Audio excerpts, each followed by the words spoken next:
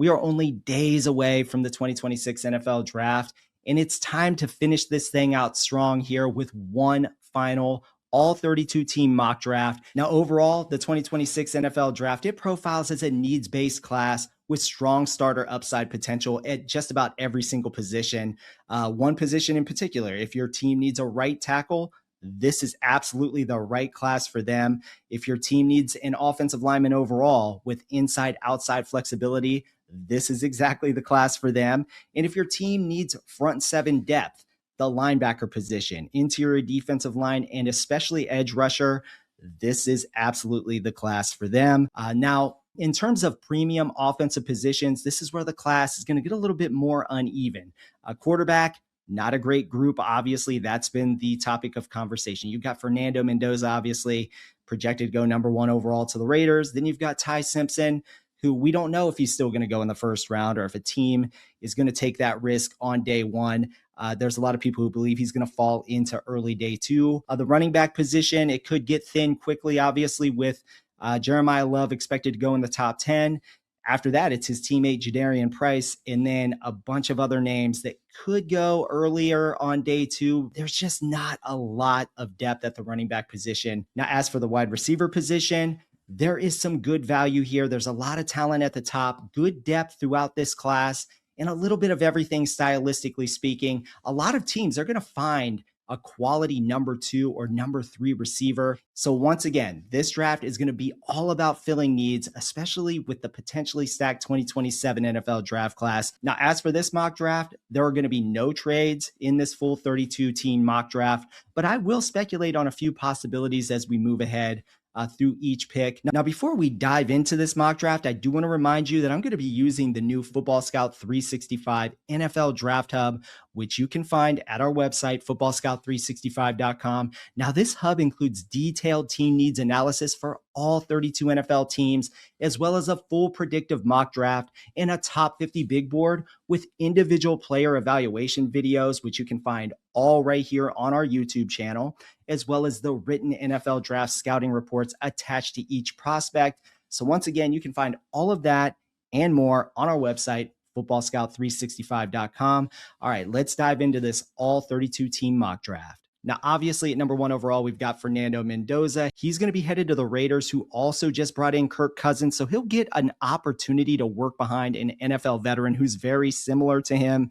Stylistically speaking, maybe even personality wise, he is number 3 overall on our NFL draft big board. So once again, there is no real drama with the number 1 overall pick here. Now at number 2 overall, there's a little bit of drama here in terms of what the New York Jets may or may not do here with this 2nd overall pick.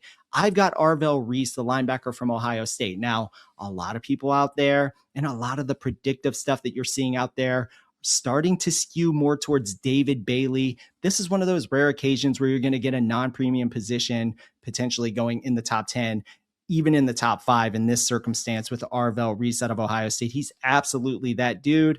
Now, there is the potential that the Jets could be a trade back candidate in this particular spot. There's a lot of speculation there as well. You've got teams like the Dallas Cowboys, who people have talked about potentially trying to move into this spot. Now, with the 3rd overall pick, we've got the Arizona Cardinals. Once again, another team that could go a lot of different ways here. I've seen Jeremiyah Love. I've seen Rueben Bain Jr. I've seen Francis Mauigoa, Spencer Fano. Those are the key names that I've been seeing with the Arizona Cardinals in most of the mock drafts that are out there. But in this circumstance, we're going to go with the premium edge rusher and David Bailey out of Texas Tech here. Now, if the Jets were to go David Bailey themselves with that number 2 overall pick, the Cardinals could go Arvell Reese right here at number 3. Now, there's a lot of people that keep saying that they absolutely should go offensive line, especially if they're looking to the future in that 2027 NFL draft class. Why not start building up that offensive line if you're potentially going to be looking for that future quarterback of the future, the franchise savior, so to speak, from that 2027 NFL draft class. This is also a team, too, that is a trade back candidate. They could absolutely gain something big in terms of draft capital, whether it's in the future or in this particular draft class, if they were to trade back with a team that absolutely wants to jump up to grab an Arvell Reese or a David Bailey in this particular spot. Now, at number 4 overall, I have the Tennessee Titans. They're going to select Jeremiyah Love, the running back out of Notre Dame. They could absolutely go offensive line here. They could go Carnell, Tate. Maybe David Bailey does fall into their lap. Maybe they absolutely love Rueben, Bain in this particular spot. But in this circumstance, I'm thinking about pairing Cam Ward with the explosive Jeremiyah Love to really give them that extra element on the offensive side of the football to get things going down in Tennessee. Now, at number 5 overall, we have the New York Giants with new head coach John Harbaugh at the helm here. Now, he's either going to go offensive line here or he's going to go to the defensive side of the football, in my opinion. I've mocked Caleb Downs in past mock drafts, and I can still see that being the case at number 5 overall, even though he's just a safety, right? Everybody's saying positional value, but the flexibility and the versatility and what he can be on the defensive side of the football for a team in need of a playmaker like that, I could see Caleb Downs going here at number 5 overall. But in this circumstance, I'm going to kind of fall into what I'm seeing more chalk out there, especially among some of the top draft analysts in the industry. And I'm going to go with Sonny Styles, the linebacker out of Ohio State this time. And you're going to get great versatility right here on the defensive side of the football. This is a guy who started out as a safety, moved into an off-ball linebacker role. You can play him as a nickel player if you want to and align him with tight ends out there in the slot as well. So there's some Kyle Hamilton-esque aspects of his game. Now at number 6 overall, I'm going to go chalk. I'm going to go with Carnell Tate, the wide receiver from Ohio State. But the Browns, keep this in mind, they are absolutely a prime trade candidate, as is every single team in this top 10, because there are teams just outside the top 10 that see some of these premium players start to fall a little bit.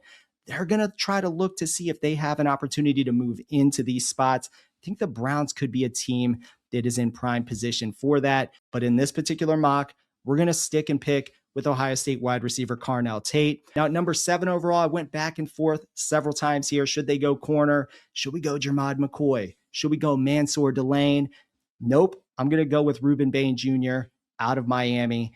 Washington needs an edge rusher here. I think that his ability to disrupt an offense on his own, whether it's as a run stopper or a pass rusher, Rueben Bain Jr. gives you that great versatility on your defensive front. I really think that he can be an instant impact player out of the gate for the Commanders and a team that absolutely needs to add to their pass rush. Now at number 8 overall, we have the New Orleans Saints. We're going to go with a defensive back here.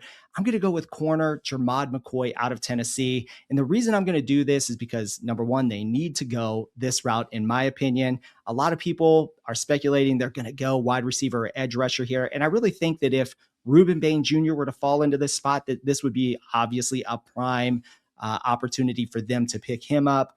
Or if David Bailey Jr. were to slide at all back into this spot, once again, New Orleans Saints would be a prime trade candidate if they wanted to gain additional draft capital, because they go from pick 8 and then they got to wait until pick 42 for their next pick. This could be an opportunity for them to add more depth and fill needs in this particular draft class, or take Jermod McCoy, who, in my opinion, is the top corner in this class. Obviously, we're going off 2024 tape. He was injured in 2025, but he went out and he showed the athleticism and that he's healed up completely.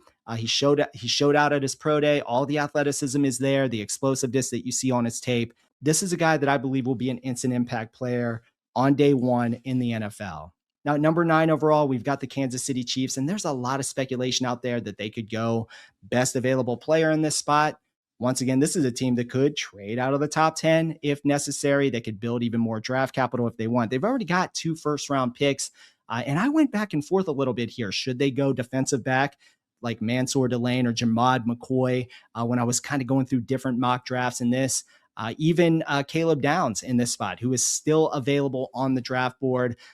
All the top receivers are still here. Jordyn, Tyson is available, Makai Lemon. But in this circumstance, we're going to build up this offensive line so we can protect Patrick Mahomes. And we're going to go with Spencer Fano, the offensive tackle out of Utah, who is my number 1 rated tackle in this particular draft class. I think this is an Andy Reid special, but at the end of the day, I like the versatility of Spencer Fano as well. There's some different things he can do on the offensive front, but you're drafting him ultimately to play the tackle position, whether that's left tackle or right tackle. And I think this is a great building block for this offensive line to kind of move forward. Now, number 10 overall, we've got the Cincinnati Bengals, and this is a pretty easy one in my opinion. They could go corner in this particular spot. if Mansoor Delane is still available, which he is in this particular mock draft. But Caleb Downs is there. The chess piece, that positional versatility where you can move him around and do a lot of different things. He is a special talent. He is the number one player on our NFL draft board. I have the Cincinnati Bengals. They will not pass on him if he is available at pick 10 overall. Now, I've seen some other mock drafts out there where the Bengals have Sonny Styles available at this particular spot. I just don't see that happening. Or it could be the reverse. Honestly, we could see Caleb Downs go earlier and Sonny Styles start to fall. And that would be a great pick for them as well in this particular spot. But in this mock, we've got Caleb Downs headed to the Cincinnati Bengals. So those are your first 10 picks here. Let's review the top 10 picks before we move into the next section. Obviously, Fernando Mendoza at the top there. Arvell, Reese, number 2. David Bailey, 3. Jeremiyah Love, 4. The New York Giants at 5th overall. They're going to go Sonny Styles. We've got the Cleveland Browns taking Ohio State wide receiver Carnell Tate. Washington Commanders at 7th overall. Rueben Bain Jr. falls right into their lap. At number 8 overall, we've got Jermod McCoy, the corner out of Tennessee.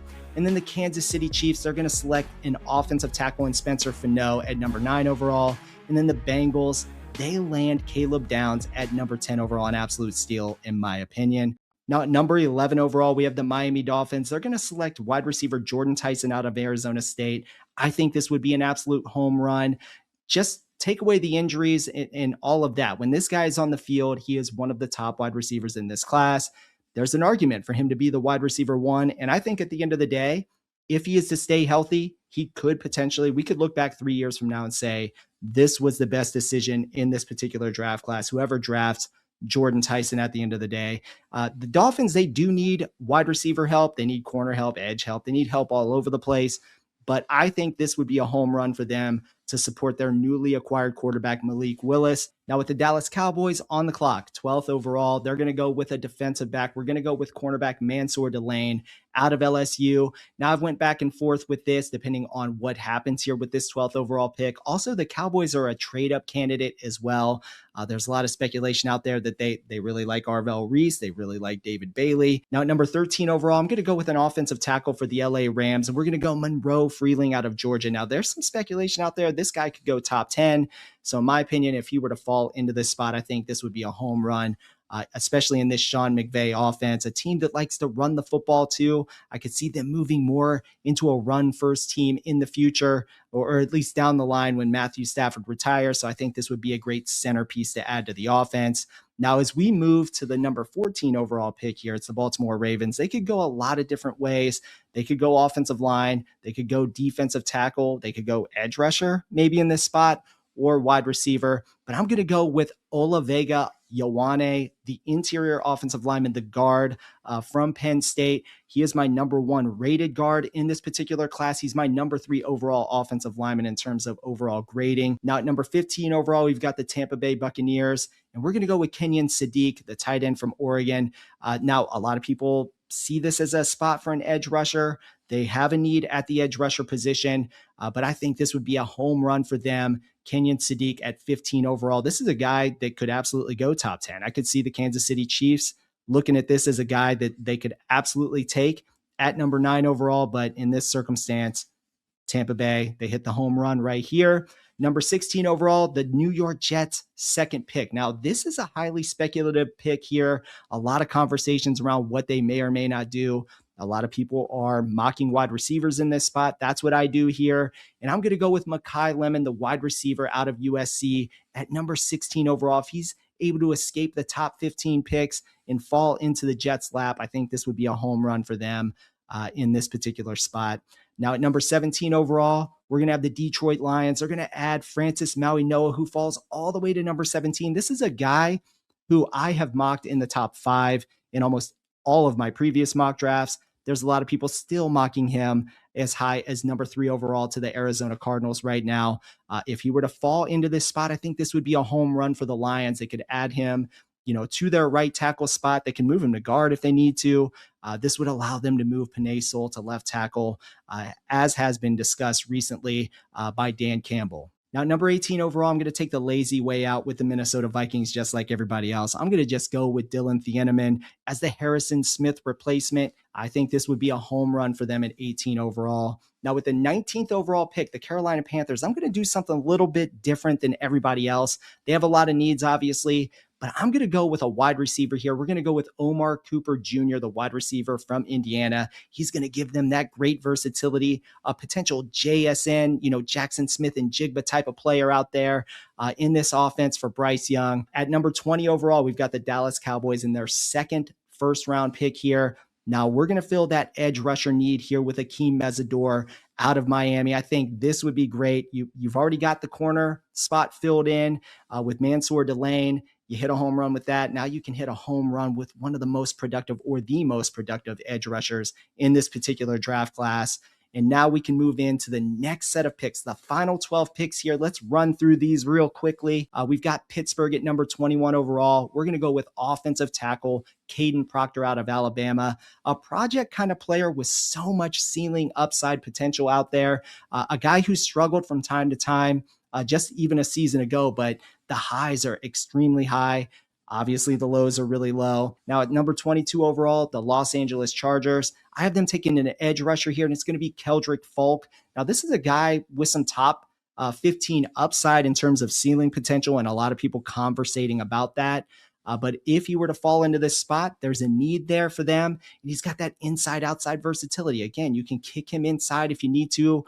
He can play, a defensive tackle kind of role for you and get some mismatches in that kind of way. And he is a guy who is a developmental pass rusher as well. So I see great upside and opportunity in terms of a pick like this for the LA Chargers. Now, at number 23 overall, I've got the Philadelphia Eagles here, and they're going to select Denzel Boston, the wide receiver out of Washington. Now, there's a lot of speculation with A.J. Brown. Are they going to keep him? Are they going to trade him? What is the deal with that? We'll see how it shakes out, but in this particular mock draft, we're going to go wide receiver here. Now, number 24 overall, we have the Cleveland Browns. We're going to keep building up this offense. We already went wide receiver, Carnell Tate earlier with our first pick in the first round. Now, pick number 24 here, we're going to go offensive tackle Blake Miller out of Clemson. A ton of starting experience. This is kind of a plug and play kind of guy. Now, pick number 25 overall, the Chicago Bears. I'm going to go interior defensive line here, Caden McDonald out of Ohio State. Everybody talks about Caden McDonald not being a great pass rusher. He's an excellent run stopper. He's got pass rush potential. You see it on the tape. He can do it. He can collapse the pocket. I think this is an absolute staple for a defense. This would be a great pick for the Chicago Bears, who absolutely need that presence in the middle and that run stopping force. They struggled to stop the run a season ago. Now, at number 26 overall, I've got the Buffalo Bills. Kind of a boring pick here, but it's TJ Parker, the edge rusher from Clemson. Now, there's a lot of people have him falling out of round one. This is a guy who came in to this draft process as a potential top 10 upside kind of player. He didn't really show out this particular season, but in 2024, you could see that ceiling potential. So this is a guy, I think this would be a great pick for the Bills. He'd be a good fit in their new scheme. Now, at number 27 overall, I have the San Francisco 49ers. They're going to go offensive tackle here, Max Iheanachor. Now, this guy showed out at the Senior Bowl. He did some awesome stuff there. And then when you go turn on his tape, he's an absolute mauler in the run game. A perfect fit, as everyone always says, in the Kyle Shanahan system. We've heard that a million times about just about any offensive prospect, by the way. But I think Max Iheanachor is a perfect fit in this particular style offense, especially when it comes to him being a great run blocker.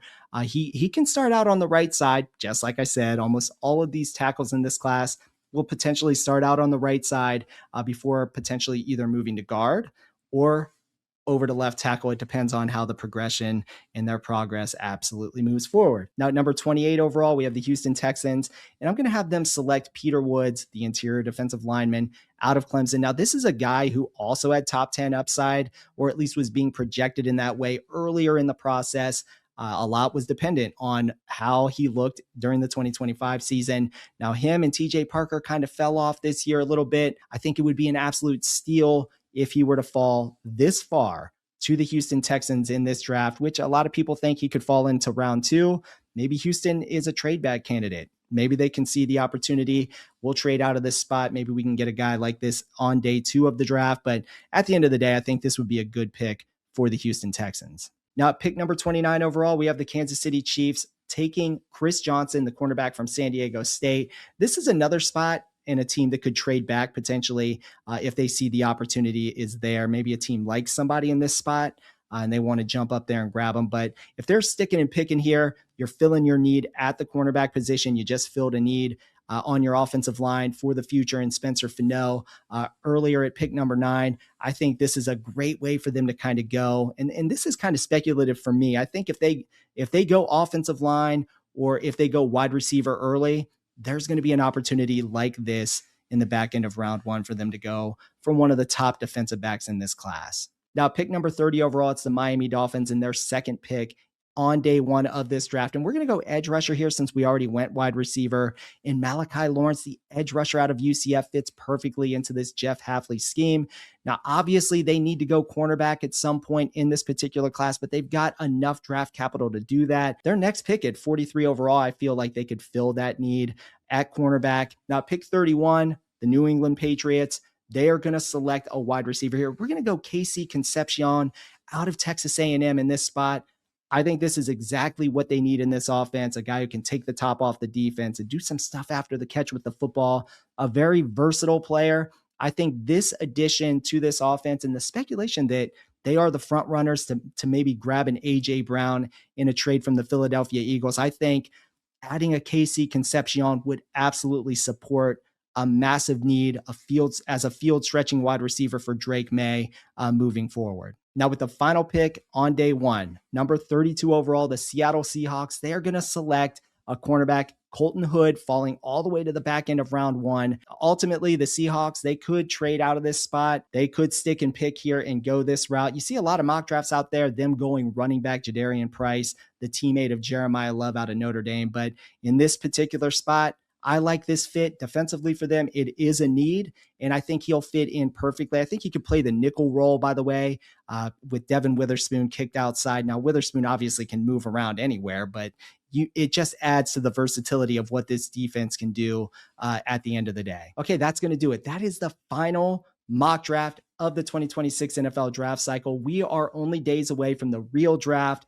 Once again, I do want to say thank you for watching. Please comment on this video. Let me know your thoughts. I will interact. I will let you know how I feel. If you have a particular feeling about what pick I make for your favorite NFL team, let me know what you think about days 2 and day 3. If you're that in depth or in tune to what's going on, I will gladly have that conversation with you in the comments section. Again, like the video, subscribe to the channel, and stay tuned for more NFL draft content. Okay.